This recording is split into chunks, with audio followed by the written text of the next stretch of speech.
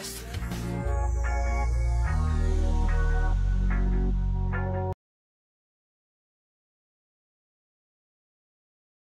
Ito pala ang unang araw nang makapunta itong si Eman Pacquiao dito sa mansyon ni Manny at Jinky Pacquiao.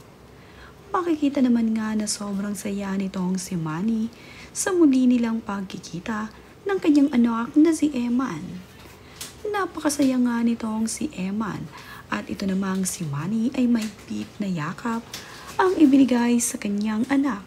Ganoon din ang kanyang anak na si Eman na mahigpit na yakap ang ibinigay sa kanyang daddy Manny.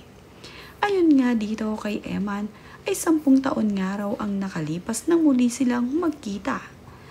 Dumalaw nga raw siya dito sa bahay ni Manny upang makita ang kanyang daddy dahil gusto nga niyang makausap ito at sa wakas nga raw ay nagkita silang mag-ama at pinapasok nga siya dito sa bahay ni Manny. Pasok po tayo. Ali po kayo at nang joke lang. At nang makita niyo po yung bahay. Ipinasilip naman ni Eman Pacquiao ang kanyang simpleng bahay dito sa probinsya. Makikita nga dito na napakasimple lamang nitong si Eman.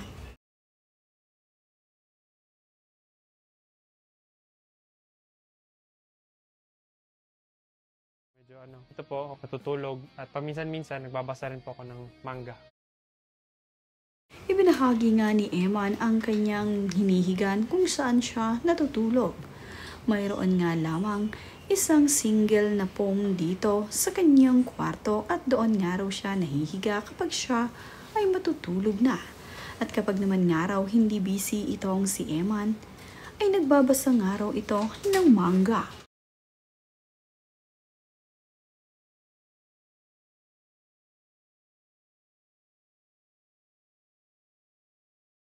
Simple nga lang na namumuhay sa probinsya itong si Eman. Marami naman nga ang humanga nang makita ang tinitirhan nitong si Eman sa kanilang probinsya.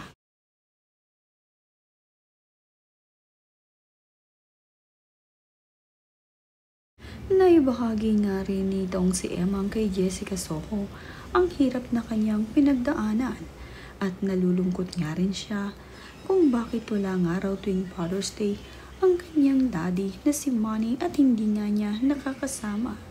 Napapaisip nga rin siya na sana nga raw ay makasama niya kahit sandali lamang noon ang kanyang ama. Ngunit ngayon nga ay nauunawaan na niya kung bakit ganoon ang sitwasyon nila.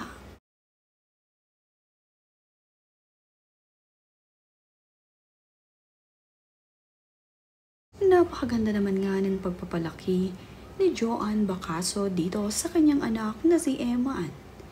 Naipaliwanag nga nitong mabuti sa kanyang anak kung ano ang naging kalagayan nito para sa kanila.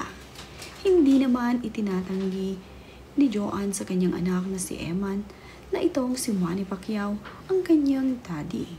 At tinanggap na ngayon ni Eman kung ano ang kalagayan nila ng kanyang mami para dito kina Manny Pacquiao. Napakabait naman din na naging stepdad nitong si Eman na si Sultan at siya nga ang nagsilbing ama dito kay Eman at pumuno ng pagmamahal ng isang ama. Siya din ang sumuporta dito kay Eman pagdating sa pagbaboxing.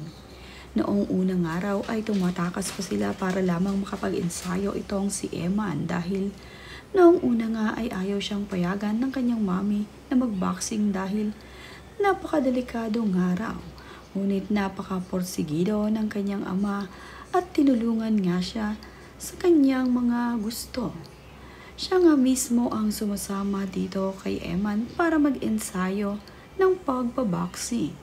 Ganun na nga lamang ang naging suporta at pagmamahal ni Sultan dito kay Eman.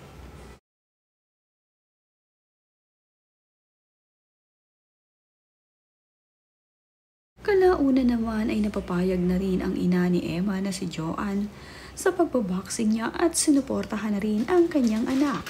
Sa tulungan ng kanyang asawa ay sinuportahan nila ang gusto nitong si Eman.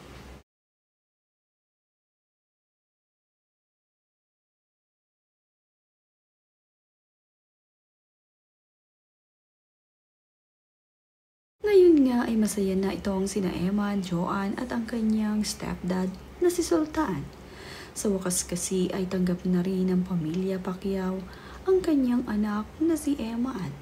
Tuwang-tuwa nga rin itong si Mami D sa kanyang napakagwapong apo na si Eman na ayon nga dito ay kamukhang-kamukha nga raw ni Manny ang kanyang apong si Eman.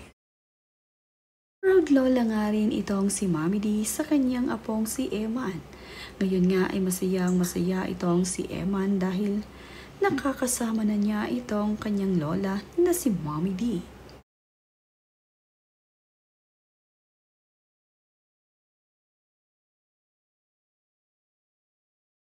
Kilometers araw-araw para sa stamina ko po.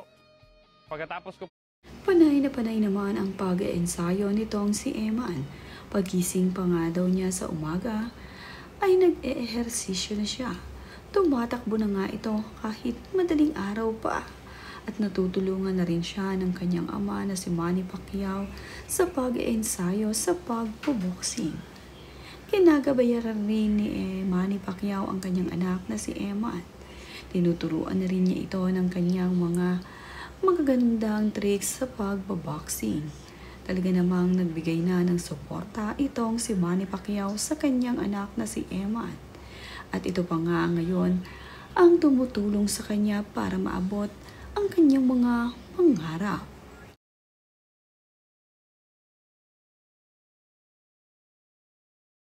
In-acknowledge na nga ni Manny Pacquiao ang kanyang anak na si Eman.